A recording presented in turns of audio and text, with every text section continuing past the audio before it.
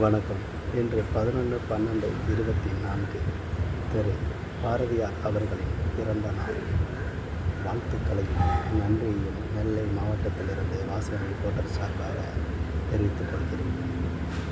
செந்தமிழ் நாடென்னும் போதினிலே இந்த தேன் வந்து பாய்ந்து காதினிலே, எங்கள் தந்தையர் நாடென்ற பேச்சினிலே சக்தி பிறக்குது மூச்சினிலே என்ற பாடலுக்கு சொந்தக்காரர் திரு பாரதியார் அவர்கள். அவர்களின் வாழ்க்கை வரலாறு காண்போம்.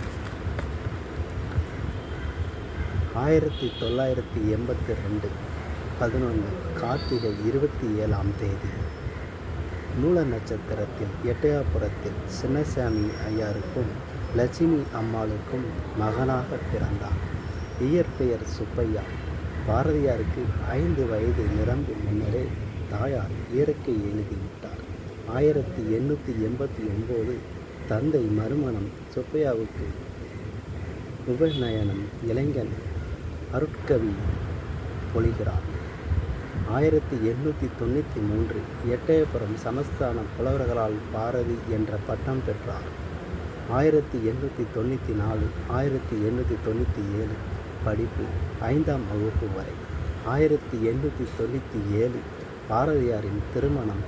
அவர் மனைவியின் பெயர் செல்லம்மா. 1898 தந்தை காலமானார். 1904 ஆகஸ்ட் நவம்பர் மதுரை சேதுபதி உயர்நிலைப் பள்ளியில் தமிழ் ஆசிரியராக பணியாற்றினார். 1905 அரசியலில் ஈடுபாடு. 1906 ஏப்ரல் சென்னையில் புரட்சிகரமான இந்தியா வாரப்பத்திரிகை உதயம் பாரதி பொறுப்பாசிரியர். 1909 ஜான் பூமி என்ற 2வது கவிதை தொகுப்பு வெளியிடப்பட்டது. மேலும் 1912 உழைப்பு மிக்க வருடம் கீதை மொழிபெயர்ப்பு.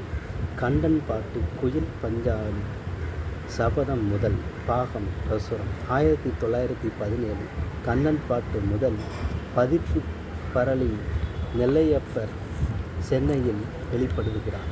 1918 நெல்லையப்பர் சுதேச கீதங்களை நாட்டுப்பாட்டு என்று வெளியிடுகிறார். 1918 பாரதியாரின் உடல்நிலை சீர்குலைந்து விட்டது. 1919 ராஜாஜி வீட்டில் காந்திஜி சந்திப்பு. 1920 சென்னையில் சுதேசமித்திரனில் மீண்டும் உதவியாசிரியராக பாரதி பணிபுரிந்தார். பாரதி உலக விஷயங்களை பற்றி கட்டுரைகளை நிறைய எழுதியிருக்கிறார். 1921 வெளியூர்களில் பாரதியார் சொற்பொழிவாற்றார். 1921 யானை அதிர்ச்சியால் ஏற்பட்ட நோயிலிருந்து குணமடைந்தாலும் வயிற்றுக்கடுப்பு நோய் மரண பிடியாக பிடிக்கிறது. 1921 நோய் கடுமை, மருந்து சாப்பிட மறுப்பு. 1921 12/11 தேதி நள்ளிரவு 12ஆம் தேதி காலை 1:30 மணி சுமார் பாரதியார் இயற்கை எழுதினார். இன்றும் பாரதியாரை பற்றி நாம் பேசிக்கொண்டு இருக்கிறோம் என்றால் அது பாரதியின் சிறப்பு மட்டுமல்ல, எல்லோரும் மனதிலும் இருந்து வாழ்ந்து கொண்டு இருக்கிறார். பாட புத்தகங்கள் முதல் எவ்வளோ பெரிய இடத்துக்கு போனாலும் அவர் நம்முடன் வாழ்ந்து கொண்டு இருக்கிறார். ஹேப்பி பர்த்டே, பிறந்தநாள் வாழ்த்துக்கள்.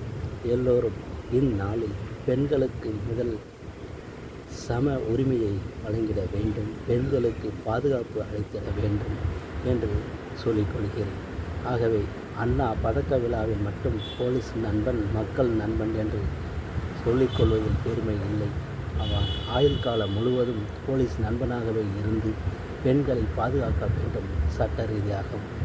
ஆகவே நெல்லை மாவட்டத்திலிருந்து வாசனை போட்ட சார்பாக எனது வாழ்த்துக்களையும் இந்த பாரதியாரின் பிறந்த நாளில் உறுதிமொழியுடன் கூறிக்கொள்கிறேன். நன்றி, வணக்கம்.